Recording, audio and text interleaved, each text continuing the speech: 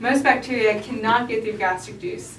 They either have to be high in numbers, or they have to go. Gotcha. They have to be in like hide in a basic food, and go through that way. Gotcha. Does that make sense? Yeah. So the ulcers are made by the bacteria getting past the acid barrier because they turn neutral, kind of thing? Yeah. Well, there's still a lot of bacteria. They don't cause disease until they get to your intestines. Okay. They have to make it through the stomach first. Helicobacter pylori is like, forget that, I'm just going to stay in the stomach. Because it has the mechanism of neutralizing the acid, whereas most other bacteria do not. Does this affect viruses at all? It affects envelope viruses. So if you have an envelope in your virus, it'll rip the envelope right off and then you'll be inactivated. But viruses that don't have an envelope, sometimes they can make it through. Again, they have to be high in numbers and hiding in food. Is that okay? Okay, what's another? You have five more. You said the envelope viruses can't make it through? It'll rip the envelope off. And once they don't have their envelope, if they usually have an envelope and now they don't, they're inactivated. They can't do anything. Okay. But if they don't need one, then whatever. Yeah. Yeah. But usually diseases that go to your stomach won't have an envelope in the first place because they're just going to get rid of it. Gotcha. Maybe enzymes? Is that one? There are... They no. fall into different... Yeah, we're looking for more specific names, and they're not really even enzymes. Okay. But, yeah, they're chemicals. Okay, I'm running out the gym. Sweat? Sweat. Okay, sweat's another one. What does sweat taste like? Salt. Salt. What is the sentence I told you to remember in this on the second test? Water follows salt. Wow, you guys actually listen. Yeah, water follows salt. So if I have a lot of salt on my face and a lot of bacteria on my face, what's going to happen to the bacteria? It's going to get rid of all its... The water is going to go out Yeah. towards the salt. Remember, that's called hypertonic. The bacteria will shrivel up. Okay? All right, what's another?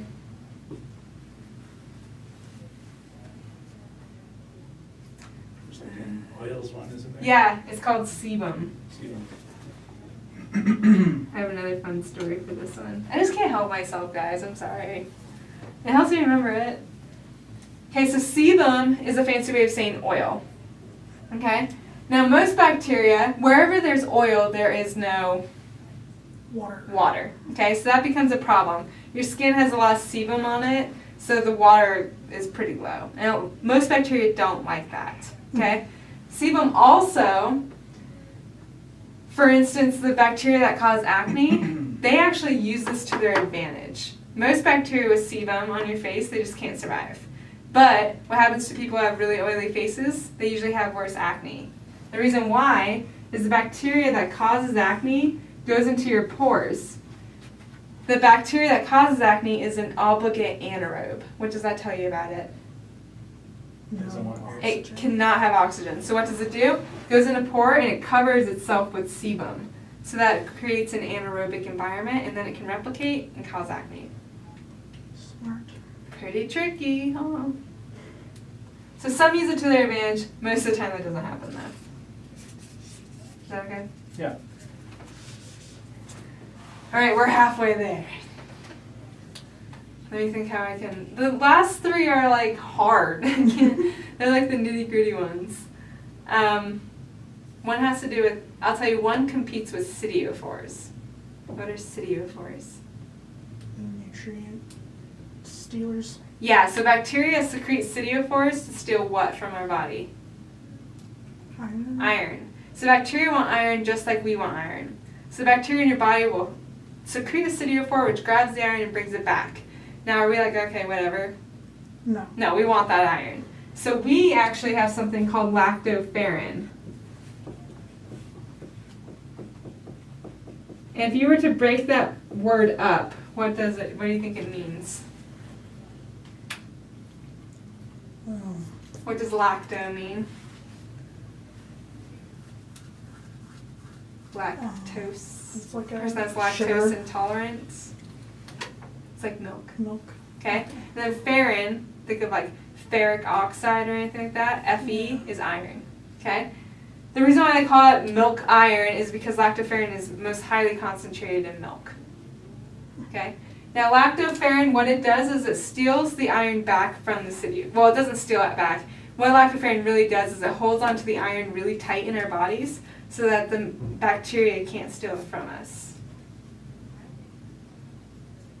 Is that okay? That's really all you need to know about that. Compete with siderophores. I'm just going to tell you guys the last ones because it might take a while. Lysozymes. Does anyone remember what those do? They break open the bacteria while inside the macro. You think of lysozymes. Lysosome? That's okay. with an S. But they do break apart bacteria. Do they? Oh, man. Lysozymes, what they do, remember when you guys Enzymes. learned about peptide glycan, you're like, oh, I'm never going to want to, I don't ever have to remember that again. Well, here it is.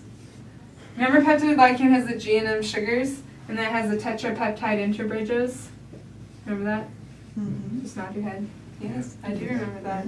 Okay, so the G and M sugars, they have this linkage in between them. And what lysozymes will do is break the links between the G and M sugars, causing the integrity of the peptide glycan to be destroyed.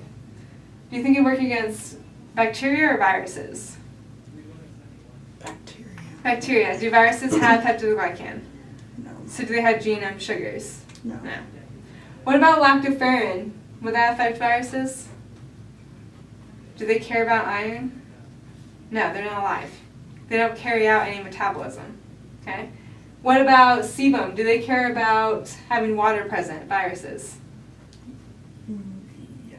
No, they don't. So they don't care. Sebum doesn't affect viruses. What about sweat? Do viruses care about osmotic pressure? No? Okay. So far the only one that really even somewhat affects viruses is gastric juice. And that's only envelope viruses, remember? The last one. And I'm kind of glad we saved these two for last because these are the two everyone gets mixed up. Defensin peptides. Defensin peptides are little proteins that insert themselves into cell membranes. And they disrupt the integrity of the cell membrane, causing the bacteria to lyse. Now, a lot of people see defensin peptides, they think peptide, protein, peptidoglycan, right?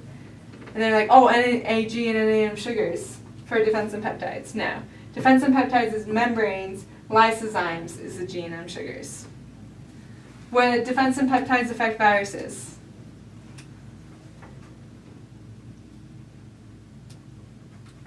Do viruses have membranes? No. Okay, so this only affects bacteria, again. Now, out of lysozymes and defensin peptides, which one do you think affects gram-positive more? Which one's better against gram-positive? Probably the peptides. Think about it. Wait, Gram-positive, think of the structure. Gram-positive. Yeah. Oh, it would probably be. Wait, you want to know which one would affect? If I have a gram-positive bacteria on me, Okay, gram-positive. which one would be more likely to kill it? The lysozyme or the defensin peptides?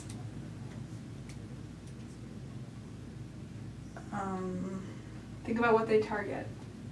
Probably the lysozymes because it's peptidoglycan is exposed. Yeah, not even just that, but the peptidoglycan in gram-positive is 30 layers thick, Yeah. whereas the peptidoglycan in gram-negative is 1. Okay, so if we're targeting the peptidoglycan, it's going to be more effective against gram-positive than gram-negative. Defensin peptides affect outer membranes. Which one has an outer membrane? Gram-negative. So defensin peptides are better against gram-negative, right?